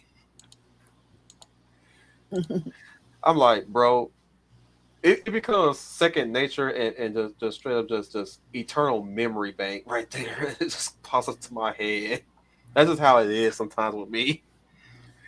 I go with the philosophy of an intelligent person knows what they don't know, and to that philosophy, I go and search it up. It's all about curiosity. Okay. Right. Well, another Maybe just example of my unusual habits. Why? another example of a dark wingman. In this case, a ring woman is Sasha Waybright from Amphibia. Still need to watch that series. Hmm. The question is, do I want to watch that series? Not right now, It's good. but not right now. But yeah, no, Sasha is an example of a dark wingman because it was like in the beginning, and she was like the leader of the trio between her and as well as Marcy. However, she was pretty much the control freak. Hmm. Yeah, Marcy like really didn't help in that matter. She just like went along for the ride. I'll give you a massive one. Again, while we're at it, The main five from My Little Pony: Friendship with Magic. Friendship is Magic. Excuse me. Wow. Oh yeah, I'm those are hungry pretty right now. good support characters. I agree. They were just a one big group of supporting characters. They yes it's mostly centered around Twilight. Twilight and at times Celestia. Celestia's tend to be the driving force at times because 9 times out of 10, a lot of the Equestria's issues falls back on her, which kind of sour. I think it soured everybody's perception of her over time. Mm-hmm. The more we explore the series, it's like a lot of the As well problems. as like the history like behind this new incarnation of well the world of My Little Pony of Generation 4. Well, the thing is, I will give Celestia this: she could do no worse than Pink Diamond. Ooh, yes. She got And off easy. no, like Pink Diamond, she now that pretty much like caused like more people to leave Steven Universe in droves because if the hiatuses like weren't enough, but the reveal of Pink Diamond and Rose Quartz, like no, that was the straw that broke the camel's back. All those hiatuses, it boils down to these fuckers are not to be revered at all. They Not kinda Don't meet your screwed it up. heroes. not to mention not to mention Rebecca Sugar has thin skin like when it comes to people giving her critique on her work. Wasn't this the same person that admitted she liked making people cry? Yes. She is Huh. one sick person.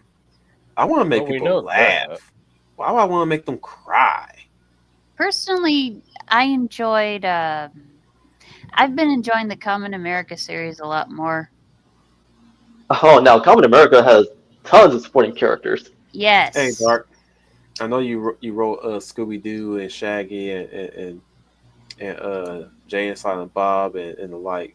You want to elaborate on that? Which part? Yeah, All of share with them? us. Yeah. All of them. Yeah, all of them. Classic. I mean, Barney and Fred. Yeah, You know, Barney and Fred, my favorite tag team. yeah, they work together. They are next door neighbors. Their wives are friends. Their kids fuck. They're brothers Yeah, by marriage now. yeah, they're pretty much bros from work to home and And out through life. there's rarely a time where Fred ever belittles or shames or even treat Barney as anything lesser. He's his drinking buddy for Yeah, if nothing else. and then going from drinking to eating. Scooby and Shaggy, they're just food partners and pretty much brothers for life. There. I Well, mean, they're you don't master get and the hound, of course, but that dynamic goes beyond that.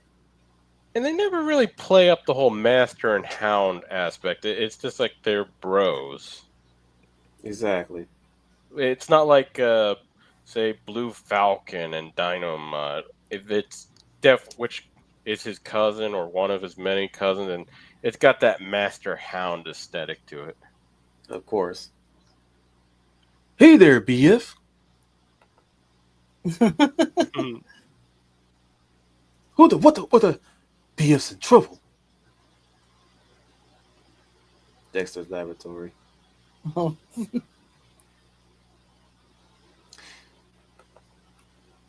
Uh, sorry, I was thinking about And something. of course, you got Jay and Silent Bob. They just smoke and yeah, lean around everywhere. I have since wow, Kevin Smith can't stand him anymore. Not many can. I'm so glad I didn't watch that much of you know Jay and Silent Bob. I rarely watch Dogma anymore. I don't know what got into him. Of He Kevin lost Smith. his weight and he married a feminist. And he named his kid Harley Quinn. Oh, oh Mm-mm. goodness. I don't know how he lost his way. I guess you named it, Dark. That did it. He In lost all other his weight, words, married a feminist, and in other she words, converted him. in other words, he lost his balls in that Yeah, order. if he married a feminist, he most likely did. Specifically in that order.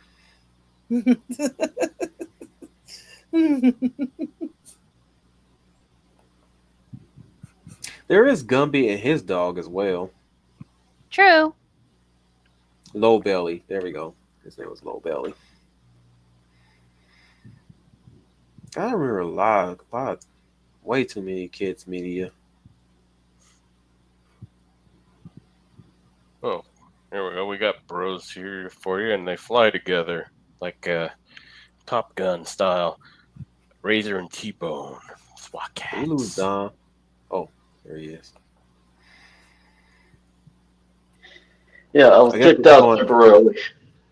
I guess we're slowing down now. Y'all want to wrap it up? Have we named if we covered every category? We can cover just 3 tonight. Mentors, supporting characters, Love interest. love interest, The wingman. the wingman. Specifically, just those that just come to mind. I mean, we could talk about the eccentric tag along. Oh, one more. The eccentric tag along. No. Edna Mode is not part of that. Edna Mode still a mentor, or or rather, my favorite, the gadgeteer. Did Oh we yeah, talk? Did we? I didn't mean to mention it. Did we mention Wingman's Gone Wrong? Didn't you bring that up, Wolf, or you want to save that for next time? How they get it wrong? We did. Did we need it? We didn't. We can go ahead and Okay. cover we that. can. Yeah. Cover it right now. We got a few more minutes. It's fine. Because I know you mentioned that. I think you wanted to mention the good kind and you wanted to mention the bad kind. So The with bad the kind is mostly to do with. Sorry, in the case of the bad kind, it really depends on how they're written mostly, and when it comes down to written, is they have one mode. They can be belligerent, manic, very unstable, Or the always cheerleader. hyper. Well, no, see the thing is the cheerleader is something. The cheerleader is fine. Well, if used incorrectly, that is. Well, no. The thing is, the cheerleader is fine if you want them to do just that, just to affirm, right? And I mean in a good way, not what today's modern media does, which is they just affirm with no prompting at all. Like say for Hmm. instance, like say for instance, somebody could just be spilling out some crucial information. Oh, you're the best. You're the greatest. You're the. They be pouring their heart out. You're the best. You're the greatest. They don't engage with what they're saying.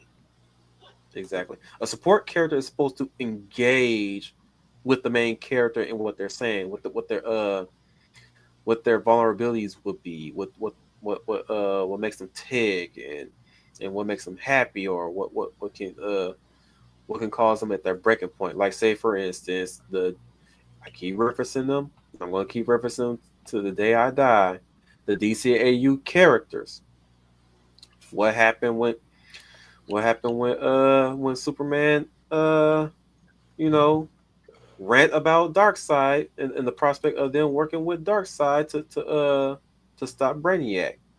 Crimea River. okay, I get You you know, there. I'm just saying like the whole fact that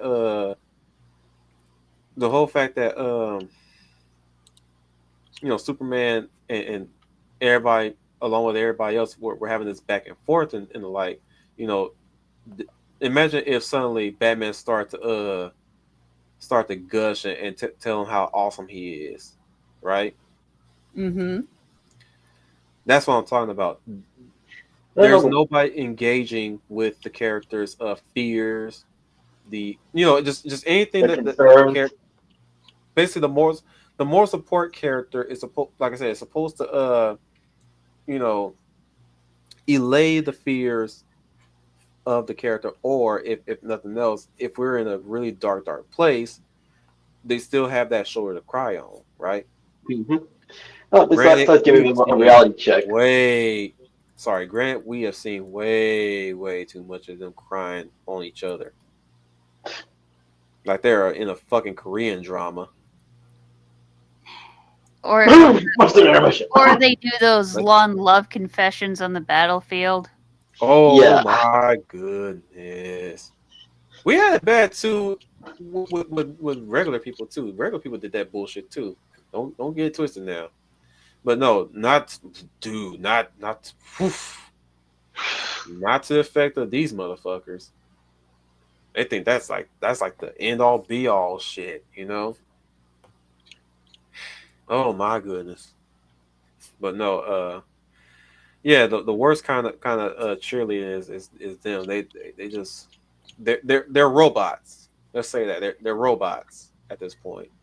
They're not really Look at you. a character. Yeah, look at you, modern Marvel and DC. It's Even like you, Image. You they basically wrote them to be the stereotypical gay best friend. Because the negative stereotype of the gay best friend was all of that, completely all of that. I mean, heck, Yep. we've seen that. That like in the new She-Ra.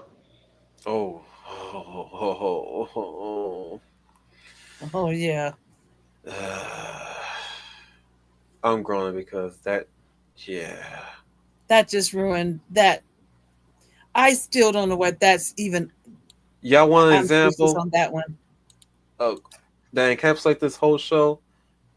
Adora does something and everybody says, "Wow, you're the best," even Mm, though they are supposed to be the masters of that sector or that land, that piece of land that they rule. Technically, yes. they should know what to do with their technology. Yeah, personally, it would have been kind of more realistic if they did that long love confession. If one of the bad guys took a pot shot at him, it can happen. I mean, if you spend too long talking in the middle of, let's say, an airsoft gunfight, there will be someone who will take advantage. Like And Mandarin if Mm-hmm. was you're talked by that debris. sparring, headshot's not a headshot is not a thing you avoid, it's an inevitability. Hmm. And I learned that when I was trying to avoid headshots. Oh my goodness. Oh my goodness. Always wear Yo, tooth guards, people. That is safety first. sometimes I would like to pick your brain and pinpoint the time where you go in directions. I would love to pick your brain one of these days.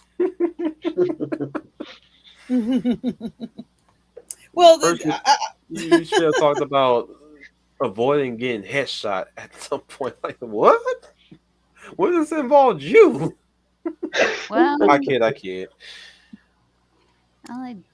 if You're not someone's going to wrong be though. listening to this later on, it's better to just put the little safety thing in there now instead of later. Because YouTube can be a bit of a putt sometimes. I don't care. They're already messing with me about the music. I'm surprised they haven't got you on your screensavers or your screenshots or your. It's Yeah, YouTube. Wolf is really I don't pushing it know with what YouTube. makes them tick at He's this really point pushing anymore. it. This is why I'm just being so bold with my words at this point, or even for that matter, just I don't know. Just YouTube ain't. We all know YouTube ain't the same like it used to be. Streaming wasn't a thing at the time, and well, we're done with the topics now. I'm just leading us up to wrap up. But we pretty much covered it, right? Yep. Covered enough ground. Uh, We don't have to yeah, I revisit think this. We won't be revisiting this. Excuse me. We won't be revisiting this anytime soon. Maybe till next year. Hmm. But no, yeah, YouTube. I mean, I'm still with it, but like,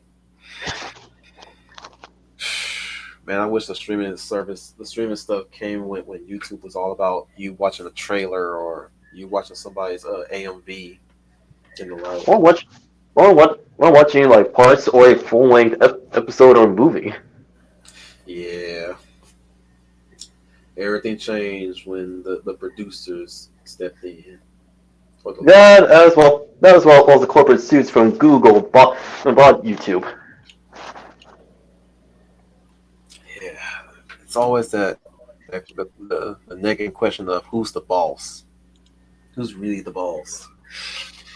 So, with that being said, I'd like to thank everybody for being here. Those five of you, as always, man, that's a consistent number. Please keep that consistent, guys. We love you. I hope you love us. There's your affirmation, your daily dose of affirmation. I love you guys. And then there's those motherfuckers who I still love, mind you, that keep popping in and out. Thank you so much for bearing with us as usual when we stick to a topic. Sometimes fall short on it. Sometimes get back on it.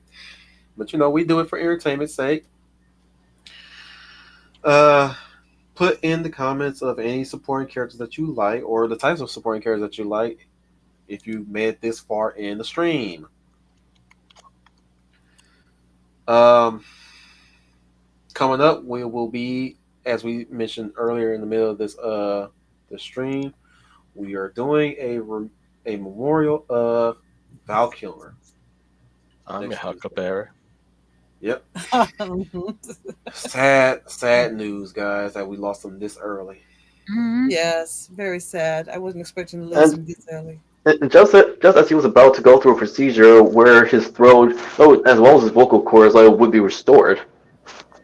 Oh, that's We don't even tragic. know if that would have been successful or not, but now we'll never know. Unfortunately, We'll never know. He was willing Not to saying- try it.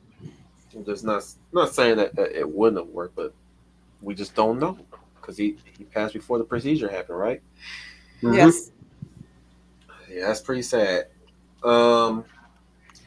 Coming up after next Tuesday, we are finally bringing back our favorite series, Elevator Pitch, and hopefully you guys have thought of some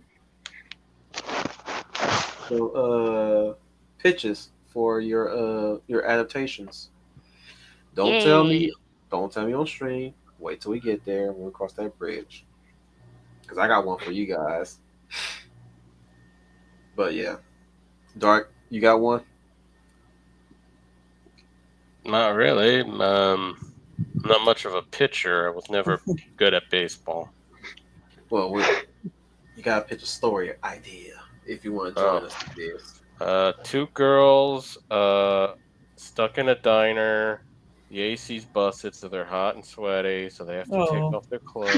Oh my God! You had to ask. I can You just just- tell he's Oh gonna my be the goodness. shortest pitch in that stream. I can definitely tell.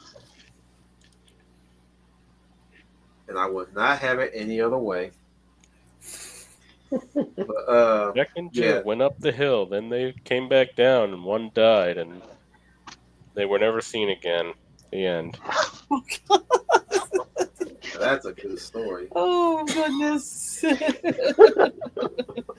But yeah, so have your pitches ready for whatever adaptation you want to. Don't think too hard on it now. Just pick one and stick with it, and brainstorm and have your pitches ready. We know, and again, we know we time you, but it's not about how long you can go. It's about how long you can, how quickly you can get across the people in a matter of time. For those who don't know, sometimes a pitch can be 50 seconds at best. Mm-hmm. But yeah, we'll cross that bridge. Now, fast forwarding past anime spotlight coming up, I finally picked the month we're gonna do an animation spotlight, and that Nice. is Nice. Reboot. We're doing it in July. Oh, the Netflix show. I heard it was kind of bad, but I'm Fuck open that to it. show. We're talking about the original. And we gotta make that decision. No, no, we don't have to make the decision. All we gotta do is call that one the Guardian Code. It's kind of funny that it calls itself the Guardian Code when there's really no No Guardians. Just people pretend to be guardians. Anyways, we're talking about another mainframe product known as Reboot. So we've covered Beast Wars. We might as well go all the way and cover Reboot, and later on, hopefully, Shadow Raiders, aka War Planets. It's gonna get rocky. Hey, I'm just a minor.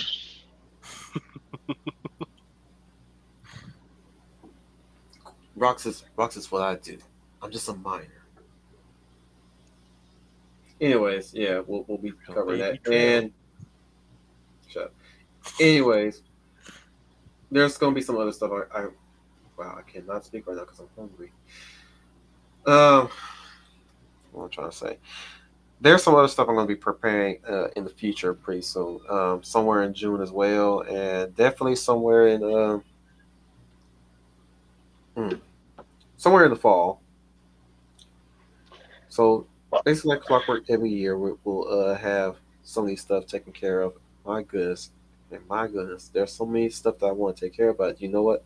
I've just decided to just put some things on the back burner and just work on the things that I'm actually interested in the most. And Reboot won out. We've already covered a few movies for movie spotlight, so I think we're good on that front, right? Mm-hmm. I think we may need one more, just so that everybody can have a good foundation on what to watch. I mean, we've got a lot of. I've already saved some of the spotlights in its own separate playlist. You know, so if you're here for the movie spotlights, you got a whole laundry list of that. You're pretty much covered.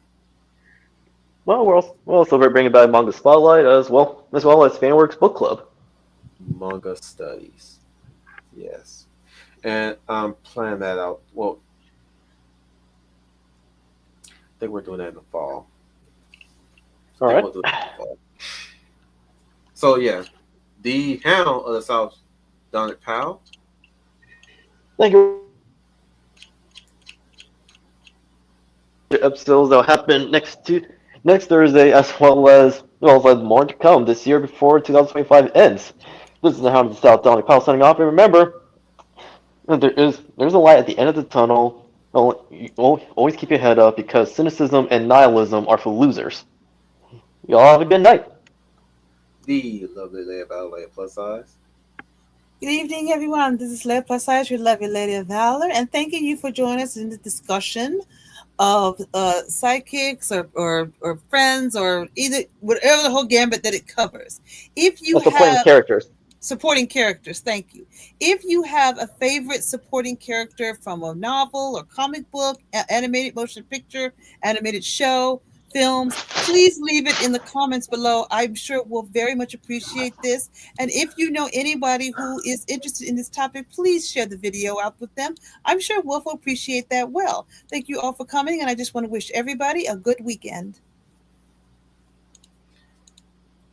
The Sixth Ranger, Dark Stranger. Good morning. Thank you for having me. It was fun. Looking forward next time. Last but not least, the Humblest of Riders, Humble Marty. Hello, this is I, Humble Marty, and I am happy to be here. Thank you for joining our show today, and I hope we see you guys later. Wow. Okay. She's been working on that for a week, haven't she? I pulled it out of my butt. Nice. Did you Never lose your honesty. Did you lube first? Sure. Nah, it just went all monkey. Wait, you're supposed to be the one with the dirty jokes this time. You're carrying that load. Where was you at? Ooh. You. Oh. Oh, he Washing was his still here. hands. You must be. I'm having too much bourbon at the moment, so Oh, never mind. I'm a little toasty. Let's get out of here. This has been your Will Commander Will 10. Remind you guys once again, as always, when you come over here, just remember, the longer you stay, you have to remember, you are the UN Spacey. Welcome to the Wolf Fleet. Big smiles, everyone. You beat the bad guy. What a lot of fun. You guys have been real swell.